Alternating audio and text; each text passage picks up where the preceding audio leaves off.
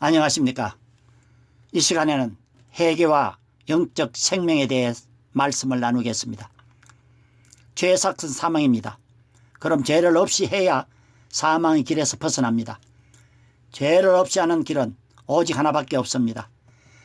우리의 생명은 육적 생명과 영적 생명으로 아담의 범죄로 영적 생명이 죽어 있었습니다. 이 영적 생명을 얻는 길은 회개라고 했습니다. 그럼 왜 회개가 영적 생명을 얻게 합니까? 레위기 17장 11절입니다. 육체의 생명은 피에 있습니다. 내가 이 피를 너희에게 주어 단에 뿌려 너희의 생명을 위하여 속하게 하였나니 생명이 피에 있으므로 피가 죄를 속하느니라. 여기 죄를 속하는 피는 누구의 피입니까? 갈보리 십자가에서 흘린 피만 생각하십니까? 아닙니다. 주님은 범죄한 아담을 위해 창세기 3장 15절에서 이미 피 흘려 주셨습니다. 이 5절에 육체의 생명과 영적 생명을 설명하고 있습니다. 내가 이 피를 너희에게 준다고 한 것은 주님이 우리에게 영적 생명을 주시려고 피 흘려 주심을 말합니다. 그럼 이 피를 받으려면 죄에서 돌아서는 회개를 할 때 주님의 피가 나의 죄를 깨끗이 해줍니다. 이것이 죄사함입니다. 죄사함 받는 길은 회개하고 예수 그리스도의 이름으로 세례를 받아야 합니다. 물세례가 아닙니다. 회개의 세례입니다.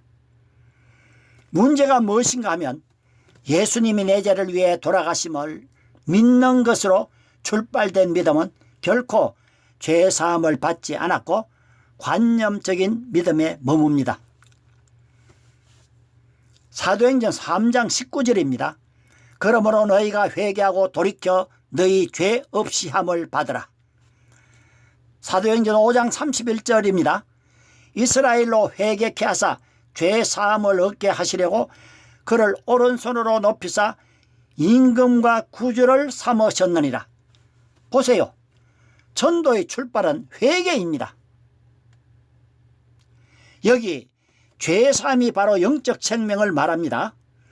죄로 인해 영적 생명이 죽어 있었는데 죄를 해결하면 영적 생명이 주어집니다. 죄를 없애는 것은 회개와 세례로 죄사함을 받는 길 외에는 없습니다. 그런데 죄사함 없이 교회 출석하면 영적 생명 없이 종교인으로 명목상의 그리스도인이 됩니다.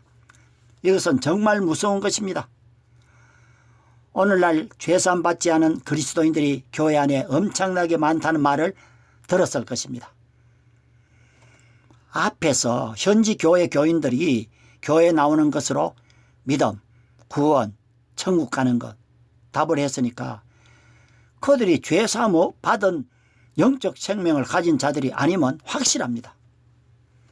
평생 열심히 교회에 나와서 봉사 잘하고 구원받지 못한 자면 이것보다 더 억울한 것이 없을 것입니다. 그럼 요한복음 3장 16절을 복음 중에 복음이라고 하는 말을 들었을 것입니다. 예, 복음은 맞습니다. 그러나 핵심이 없습니다. 영적 생명을 주는 회개가 없습니다.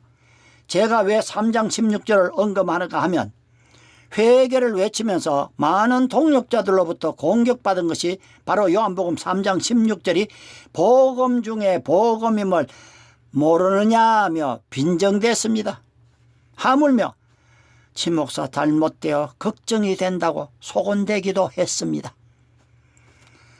3년간 양육된 제자들이 생명을 얻는 회개의 세례인 사도행전 2장 38절을 복음으로 외친 것입니다. 십자가에 못 박으라고 외친 저들에게 너희가 회개하여 각각 예수 그리스도 이름으로 세례를 받고 죄사함을 얻으라. 그리하면 성령을 선물로 받으리니. 이 말을 받은 자들이 세례를 받고 회개의 세례를 받고 그날의 제자의 수가 3,000이나 더했습니다. 이것이 복음 전한 핵심 요절입니다. 무지하여 악한 지도자들을 따라 십자가에 못 박으라고 외쳤던 저들을 돌아오게 한 요절입니다. 감사합니다. 다음에는 회개가 없었던 멋진 욥의 이야기를 나누겠습니다.